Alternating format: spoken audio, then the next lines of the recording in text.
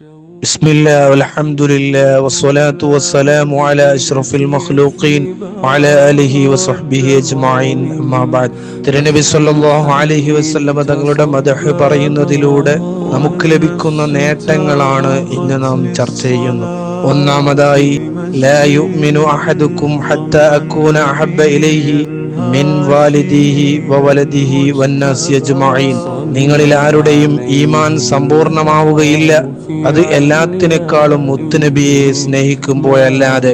ഈ ഹദീസിന്റെ അടിസ്ഥാനത്തിൽ അല്ലാഹുവിന്റെ ഹബീബിനെ സ്നേഹിക്കുന്നത്, അതിന്റെ ഭാഗമായി മദ്ഹ് പറയുന്നത് നമുക്ക് ഈമാനിന്റെ വർധനവ് ലഭിക്കാൻ കാരണമാകുന്നു എന്ന് മനസ്സിലാക്കാം.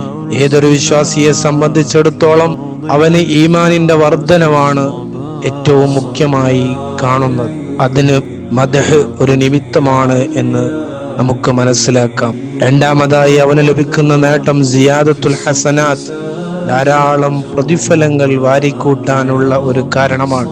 ദിക്റുൽ അംബിയാ ഇബാദത്തുൻ, അംബിയാക്കളുടെ സ്മരണകൾ, അവരുടെ മദ്ഹുകൾ അത് ആരാധനയാണെന്ന് പഠിപ്പിക്കപ്പെടുമ്പോൾ മുത്തുനബി സല്ലല്ലാഹു അലൈഹി വസല്ലം തങ്ങളുടെ മദ്ഹിലൂടെ നമുക്ക് ഒരുപാട് പ്രതിഫലങ്ങൾ വാരിക്കൂട്ടാൻ സാധിക്കും. മൂന്നാമതായി, നബി സല്ലല്ലാഹു അലൈഹി വസല്ലം, നബി സല്ലല്ലാഹു അലൈഹി വസല്ലം തങ്ങളുടെ മദ്ഹ് പറയുമ്പോൾ, അത് മനസ്സിലാക്കുമ്പോൾ, അതിനെ വായിക്കപ്പെടുമ്പോൾ ആ മുത്തുനബിയോട് അനുധാവനം ചെയ്യാൻ നമുക്ക് സാധിക്കുന്നു.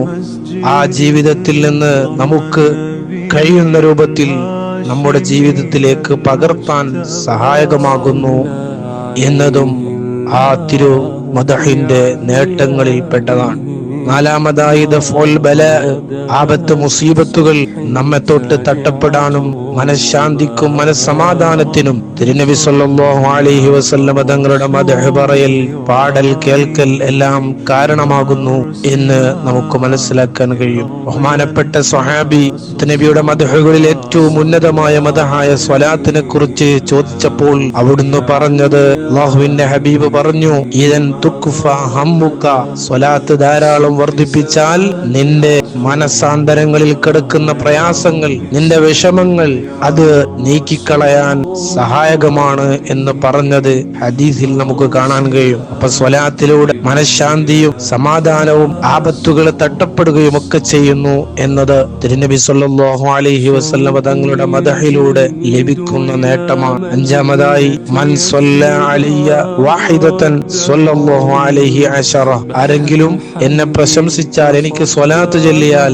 എന്റെ മദ്ഹ് പറഞ്ഞാൽ അവന് അല്ലാഹു 10 ഗുണം അല്ലാഹു അവന് ചെയ്യുന്നതാണ്. അല്ലാഹുവിന്റെ കാരുണ്യവും അല്ലാഹുവിന്റെ റഹ്മത്തും അല്ലാഹുവിന്റെ സഹായവും ലഭിക്കാൻ തിരുനബി സല്ലല്ലാഹു അലൈഹി വസല്ലം തങ്ങളുടെ മദ്ഹ് കാരണമാണ് എന്ന് ഈ ഹദീസിൽ നിന്ന് നമുക്ക് മനസ്സിലാക്കാൻ കഴിയും. അല്ലാഹുവിന്റെ ഹബീബിന്റെ മദ്ഹ് പറയുന്നതിലൂടെ നമുക്ക് ലഭിക്കുന്ന ചില നേട്ടങ്ങൾ മാത്രമാണിത്. ഒരുപാട് നേട്ടങ്ങൾ, ഒരുപാട് സഹായങ്ങൾ നമുക്ക് മദ്ഹിലൂടെ ലഭിക്കും. അല്ലാഹു സുബ്ഹാനഹു വ തആല അവിടുത്തെ മദ്ഹ് പറയാൻ, പാടാൻ, എഴുതാൻ നമുക്ക് തൗഫീഖ് നൽകട്ടെ. വആഖിറു ദഅവാനാ അൽഹംദുലില്ലാഹി റബ്ബിൽ ആലമീൻ.